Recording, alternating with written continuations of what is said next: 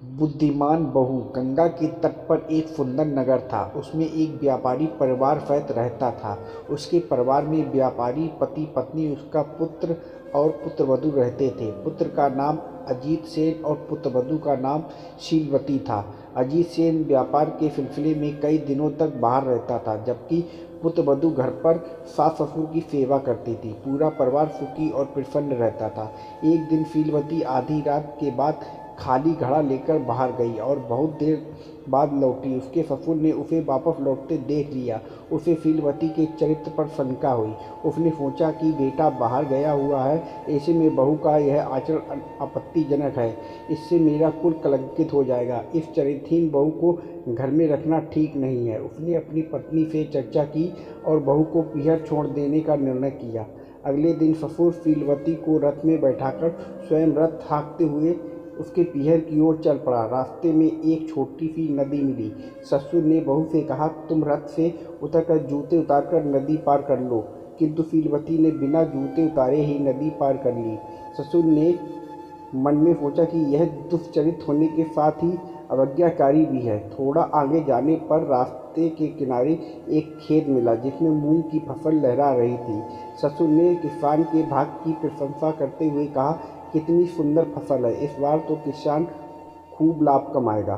शीलवती ने उत्तर दिया, आपकी बात तो ठीक है, किंतु यदि यह जंगली जानवरों से बच जाए तब ना। ससुर को उसकी बात बहुत अटपटी लगी, लेकिन वह कुछ नहीं बोला। कुछ दूर और चलने पर वे एक नगर में पहुंचे, जहां के लोग बहुत सुखी और प्रसन्न दिखाई दे रहे थे। यह देखकर ससुर के मुंह से निकला, कितना सुंदर नगर है। शीलवती बोली, आपकी बात तो ठीक है, यदि इसे उजाड़ा ना जाए तो। ससुर को उसकी बात अच्छी तो नहीं लगी, किंतु वह फिर भी कुछ नहीं बोला। कुछ दूर आगे जाने पर एक राजपुत्र दिखाई पड़ा, जिसे देखकर ससुर फिर बोल पड़ा, अरे वाह, यह युवक तो देखने में ही शूरवीर लगता है। लेकिन शीलवती फिर बोल पड़ी, यदि कहीं पीटा ना जाए तो। इस बार तो ससुर क्रोधित हो गया, किंतु किसी प्रकार उसने अपने क्रोध को रोका और आगे बढ़ा। थोड़ी देर में दोपहर हो गई। व्यापारी एक घने बरगद के पेड़ के नीचे रथ को रोककर पेड़ की जड़ में बैठकर आराम करने लगा, जबकि शीलवती पेड़ से दूर जमीन पर बैठ गई। यह देखकर व्यापारी ने सोचा कि यह कैसी औरत है जो उल्टे काम ही करती है। थोड़ा देर आराम करके वे फिर आगे बढ़े। थोड़ा आगे बढ़ने पर शीलवती का ननिहाल आ गया। रास्ते में ही उसका मामा मिल गया और जिद करके उन्हें अपने घर ले गया। वहाँ भोजन करके शीलवती का ससुर अपने रथ पे ही लेट गया। ससुर को रथ पे लेटा देखकर शीलवती भी रथ के पास ही जमीन पर बैठ गई। उसी समय पास से बबूल के पेड़ पर बैठा एक कौवा काँव काँव करने लगा। लगातार काँव काँव करने की आवाज़ सुनकर शीलवती बोली, अरे तू थकता क्यों नहीं? एक बार पशु की बोली सुनकर उसके अनुसार कार्य करने के कारण मुझे घर से निकाला जा रहा है। अब तुम्हारी बात मानकर मैं एक नई आफत मोल ले लूँ। कल रात एक गीदड़ की आवाज़ सुनकर मैं नदी के किनारे गई और एक किनारे लगे एक मुर्दे के शरीर से बहुमूल्य आभूषण उतार कर घर ले आई। उसके कारण मेरे ससुर मुझे घर से निकाल रहे हैं। अब तू कह रहा है कि इस बबूल की जड़ में खजाना गड़ा है, तो क्या इसे निकाल कर मैं एक नई विपत्ति मोल ले लूँ? मैं पशु पक्षियों की बोली समझती हूँ, तो इससे मेरा क्या दोष?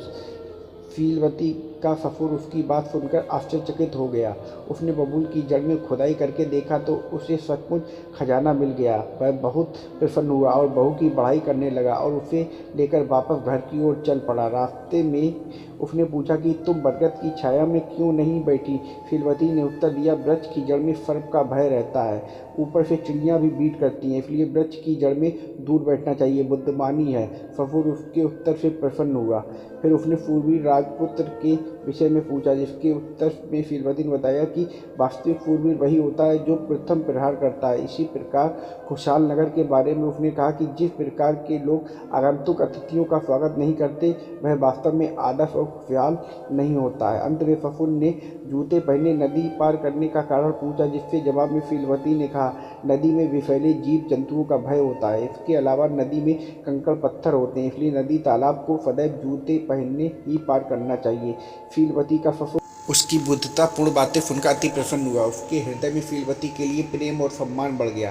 घर पहुंचकर उसने शीलवती को घर की सारी जिम्मेदारी दे दी। व्यक्ति को हमेशा हर परिस्थिति में अपनी बुद्धि का प्रयोग करना चाहिए। बुद्धि के प्रयोग से मनुष्य कठिन परिस्थितियों में भी आसानी से पार पा लेता है।